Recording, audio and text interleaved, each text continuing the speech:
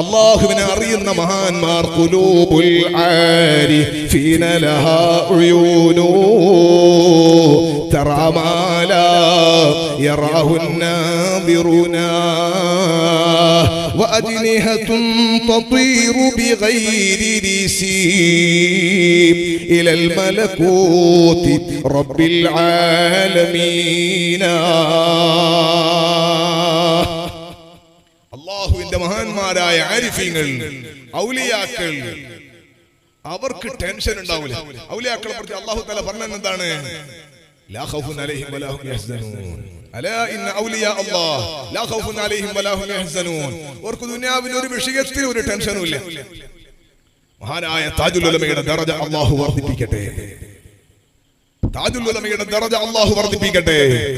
ഈ ഉമ്മത്ത് സങ്കടത്തിലായപ്പോൾ, ഈ ഉമ്മത്ത് ഒരു പ്രതിസന്ധിയെ അഭിമുഖീകരിച്ചപ്പോൾ 1989 ചരിത്രത്തിലെ ഏറ്റവും കൂടുതൽ തിളക്കമുള്ള വാക്കായി എപ്പോഴും തിളങ്ങി നിൽക്കുന്നത് താജുൽ ഉലമയുടെ ഒരു വാക്കാണ്. വലൗ വഹ്ദി. വലിയ കൊടുമ്പിരി കൊണ്ട്, കാറ്റും കോളും കൊണ്ട് ഉമ്മത്താടി ഉലഞ്ഞപ്പോൾ ഈ ഉമ്മത്തിന് നെടുനായകത്വം വഹിച്ച് എത്ര കാലിസ്ഥാനങ്ങൾ വലിച്ചെറിഞ്ഞ്, എത്ര അധികാരങ്ങൾ വലിച്ചെറിഞ്ഞ്, എല്ലാം ഉപേക്ഷിച്ചിട്ട് മഹാനായ താജുൽ ഉലമ ഇറങ്ങി വന്നിട്ട് ആരും അങ്ങോട്ടും ഇങ്ങോട്ടുണ്ടോ, ആളുണ്ടോ, പട്ടാളമുണ്ടോ, പൈസ ഉണ്ടോ, പണക്കാരുണ്ടോ, രാഷ്ട്രീയക്കാരുണ്ടോ ഒന്നും നോക്കിയില്ല. വലൗ വഹ്ദി എന്ന് പറഞ്ഞ് ഇറങ്ങി വന്നു. ആ മഹാനായ താജുൽ ഉലമയുടെ ദറജ അല്ലാഹു വർദ്ധിപ്പിക്കട്ടെ.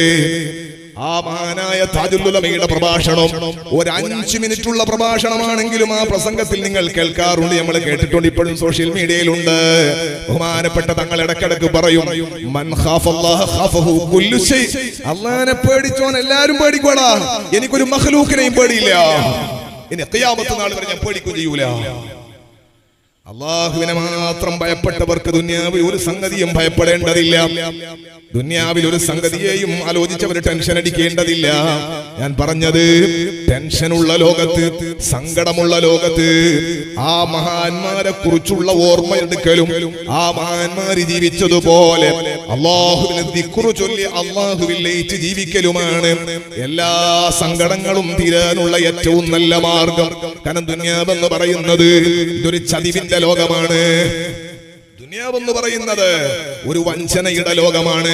ഇവിടെ ആരും ആരെയും കൂടുതൽ വിശ്വസിക്കുന്നില്ല, ആരും ആരെയും കൂടുതൽ കാലം സഹായിക്കുന്നുമില്ല, ആരും ആരെയും കൂടുതൽ കാലം വാരിപ്പുണരൂല. ദുനിയാവിന്റെ അവസ്ഥയാണ്. ഇനി എത്ര വലിയ സങ്കടമില്ല, എത്ര വലിയ സന്തോഷത്തിൽ ജീവിച്ച ആളാണെങ്കിലും സുബ്ഹാന ജല്ല ജലാലു ആ സ്നേഹിക്കുന്ന കൂട്ടുകാരൻ തന്നെ ഇദ്ദേഹത്തെ ചുമലത്ത് കൊണ്ടുപോയിട്ട് പള്ളിക്കാട്ടിൽ കബറടക്കാതിരിക്കൂല. അതുകൊണ്ടാണ് ലോകത്തേക്ക് പറന്നു വീഴുന്ന കുട്ടിയുടെ കാതിൽ നമ്മൾ ആദ്യം തന്നെ അല്ലാഹു അക്ബർ, അല്ലാഹു അക്ബർ, അല്ലാഹു അക്ബർ, അല്ലാഹു അക്ബർ. വിശുദ്ധ ഇസ്ലാമിന്റെ കലിമത്ത്, അല്ലാഹുവിന്റെ അളുമത്ത് പറയുന്ന, കിബ്രിയാ പറയുന്ന തക്ബീർ ചൊല്ലി അല്ലാഹുവിന്റെ പേര് പറഞ്ഞിട്ടാണ് ഒരു കുട്ടിയെ സ്വാഗതം ചെയ്യുന്നത്. അവന്റെ ശ്രവണപുടങ്ങളിൽ കേൾവി ശക്തി വിറ്റാക്കിയ മുസദ്ദിറായ ഖാലിഖായ റബ്ബ്, ആ റബ്ബിന്റെ പേരിങ്ങനെ പറഞ്ഞു കൊടുത്തിട്ട് അശ്ഹദു അല്ലാ ഇലാഹ ഇല്ലല്ലാഹ് അശ്ഹദു അന്ന മുഹമ്മദർ റസൂലുള്ളാഹ്, അത് ഷഹാദത്ത് കലിമൊക്കെ പറഞ്ഞു കൊടുത്തിട്ട് പിന്നെ വിളിക്കുന്ന ഒരു വിളിയുണ്ട്, ഹയ്യ അലസ് സ്വലാഹ്. നിസ്കരിക്കാൻ വിളിക്കാൻ ആരെ? കരയാൻ പോലും ശരിക്കറിയാത്ത ജനിച്ച ഉടനെയുള്ള കുട്ടിയോട് ഹയ്യ അലൽ ഫലാഹ്. പിന്നെയുള്ളത് ഈ കുട്ടിയോട് പറയുന്ന, മോനെ വിജയിക്കാൻ വരൂ എന്നാണ് ജനങ്ങളോട് മൊത്തത്തിൽ പറയുന്നതാണ്. അപ്പോൾ ഈ കുട്ടിക്ക് പ്രത്യേകമായി അവന്റെ കാതിൽ കേൾപ്പിക്കുകയാണ്, ഹയ്യ അലൽ ഫലാഹ്. എന്തിനാണ് ഇത് വിളിച്ചു പറയുന്നത്?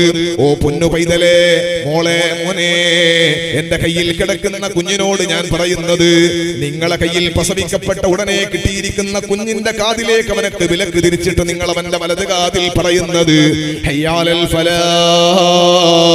വിജയിക്കാൻ വരൂ.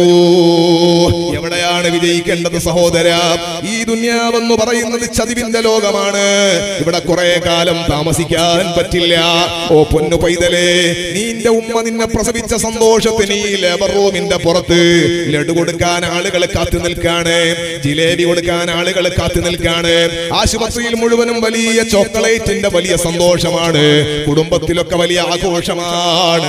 വളർന്നു വരുമ്പോൾ നിനക്കത് മനസ്സിലാകും. ഓമനിക്കാൻ ആളുണ്ടാകും, താരാട്ടുപാടാൻ ആളുണ്ടാകും, കൊഞ്ചിക്കാൻ ആളുണ്ടാകും, എടുത്തു നടക്കാൻ ആളുണ്ടാകും. കയ്യിൽ വെച്ചാൽ തലയിൽ വെച്ചാൽ പേനരിക്കും, താഴെ വെച്ചാൽ ഉറുമ്പരിക്കും.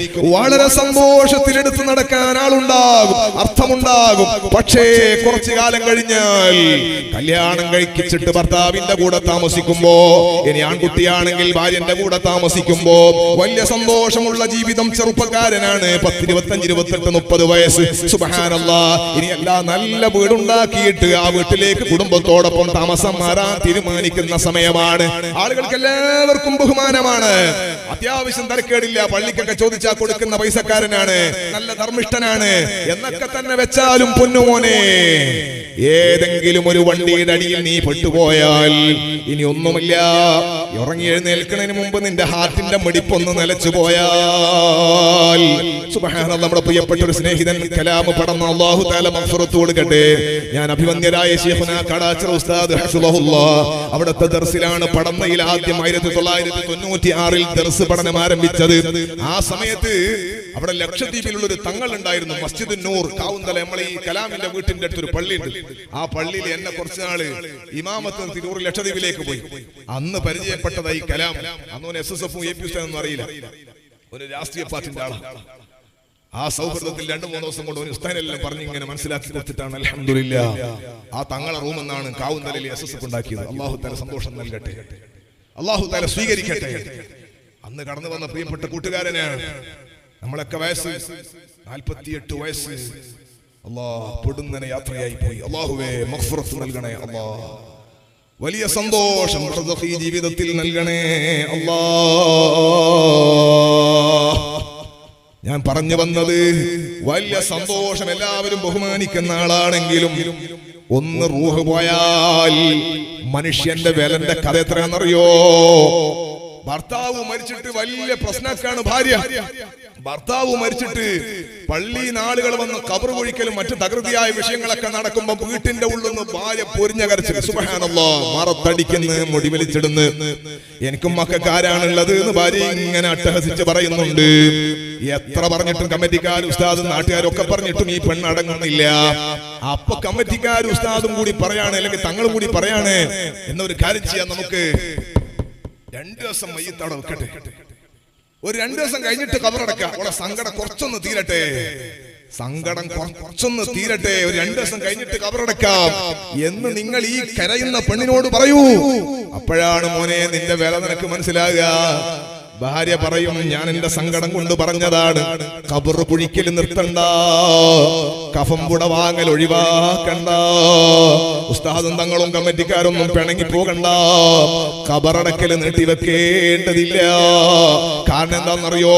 കള്ളുകുടിയനായ ഭർത്താവ് ദിവസവും ഭാര്യയെ വന്നിട്ട് ആക്രമിക്കുകയാണെങ്കിലും അവന്റെ കൂടെ താമസിക്കാൻ ആ പെണ്ണിന് ധൈര്യമുണ്ടാകും. പക്ഷേ റൂഹ് പോയെന്നറിഞ്ഞാൽ, നിന്റെ ശരീരം വെറും ജഡമാണെന്നറിഞ്ഞാൽ, പിന്നെ നിന്റെ കൂടെ ഒരു രാത്രിയിൽ നിന്റെ ഭാര്യ താമസിക്കൂല. വളരെ ബലഹീനനാണ് മനുഷ്യൻ. അതുകൊണ്ടാ മയ്യത്ത് കിടത്തിയിരിക്കുന്ന കട്ടിലിന്റെ 4 കാൽച്ചുവട്ടിൽ പാത്രത്തിൽ വെള്ളം വെച്ചിരിക്കുന്നത്. ഉറുമ്പുകളരിച്ച് ഈ മയ്യത്തിന്റെ മേലെ കയറാതിരിക്കാനാണ്. ആ ഉറുമ്പിനെ പോലും നേരെയാക്കാൻ കഴിയാത്ത മയ്യത്തിന്റെ കൂടെ ഈ പെണ്ണ് ഒരൊറ്റ ദിവസം താമസിക്കൂല. ആ പെണ്ണ് കരച്ചിലിന്റെ ശൈലി മാറ്റുകയാണ്.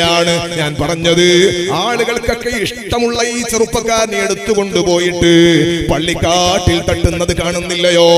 ജനിച്ച ഉടനെ കുട്ടിയോട് പറയുന്ന, മോനെ ഹയ്യാലൽ ഫലാഹ്. ഇവിടെ എത്ര കാലമാണ് നിശ്ചയില്ല, 47, 48, എനിക്ക് 47 വയസ്സ്. എന്റെ റബ്ബന്റെ ആയുസ് കണക്കാക്കിയെങ്കിൽ ഞാൻ നാളെ നേരം പുലരൂല. നിങ്ങളുടെ ആയുസ് അല്ലാഹു കണക്കാക്കിയെങ്കിൽ നിങ്ങളും നേരം പുലരൂല. അല്ലാഹു നമുക്ക് ആഫിയത്തുള്ള ദീർഘായുസ് നൽകട്ടെ. ഓ സഹോദരങ്ങളെ, 25 വയസ്സാണ് ഇവിടെ താമസിക്കേണ്ടതെങ്കിൽ, 60 വയസ്സാണ് ഇവിടെ താമസിക്കേണ്ടതെങ്കിൽ, ഖബറിൽ താമസിക്കേണ്ട കാലം എത്രയാണ് എന്ന് വല്ല നിശ്ചയവുമുണ്ടോ? ഫൈദാ നുഫിഖ ഫിസ്സൂരി ഫൈദാ ഹും മിനൽ അജ്ദാഥി ഇലാ റബ്ബിഹിം യൻസിലൂൻ. ഇസ്രാഫീൽ അലൈഹിസ്സലാം സൂറന്ന കാഹളത്തിലെ രണ്ടാമത്തെ ഊതൂതുന്ന സമയം വരെ ആ സമയത്ത് ഖാലൂ യാ വൈലനാ മൻ ബഅസനാ മിൻ മർഖദിനാ ഹാദാ. വലിയ സങ്കടത്തോടെ ഖബറിന്റെ ഉള്ള ആള് വിളിച്ചു പറയും, ആരാണ് ഉറക്കിൽ നിന്ന് വിളിച്ചെഴുന്നേൽപ്പിച്ചത് എന്ന് ചോദിക്കുന്ന പുനർജീവിതത്തെ പരിശുദ്ധ ഖുർആൻ പരിചയപ്പെടുത്തുന്നുണ്ട്. മോനെ മോളെ, നീ ഇപ്പോൾ വന്നിരിക്കുന്ന ഈ ആശുപത്രി പരിസരമുണ്ടല്ലോ, നീ ഇപ്പൊ ഉമ്മാന്റെ പള്ളയിൽ നിന്ന് ഭൂമിയുടെ പ്രതലത്തിലേക്ക് വന്നത് ഇതൊരു ചതിവിന്റെ ലോകമാണ്. വമൽ ഹയാത്തുദ് ദുനിയാ ഇല്ലാ മതാഉൽ ഗുറൂർ. ഇതൊരു ചതിവിന്റെ ലോകമാണ്. അല്ലാഹു നമ്മുടെ ഖൽബ് നന്നാക്കി തരട്ടെ. ഈ ഒരു ലോകത്ത് അന്ന് ആ കുട്ടിയോട് പറഞ്ഞത് ആഖിറത്തിൽ വിജയിക്കാനുള്ള മെസ്സേജാ. ദുനിയാവിൽ മാത്രമല്ല, ആഖിറത്തിൽ വിജയിക്കാനുള്ള മെസ്സേജാണ് ആ കുട്ടിക്ക് കൊടുത്തത്. വിജയിക്കാനാണ് മനുഷ്യനെ ക്ഷണിക്കുന്നത്. ആഖിറത്തിലാണ് വിജയം വേണ്ടത്. വൽ ആഖിറത്തു ഖൈറും വബഖാ. ആഖിറത്തിലാണ് വിജയം വേണ്ടത്. ഈ ദുനിയാവ് എത്ര കിട്ടിയാലും തീരാത്തതാണെന്ന് മാത്രമല്ല, എത്രേ സന്തോഷം തന്നാലും സങ്കടം തരുന്നതാണ് ദുനിയാവ്.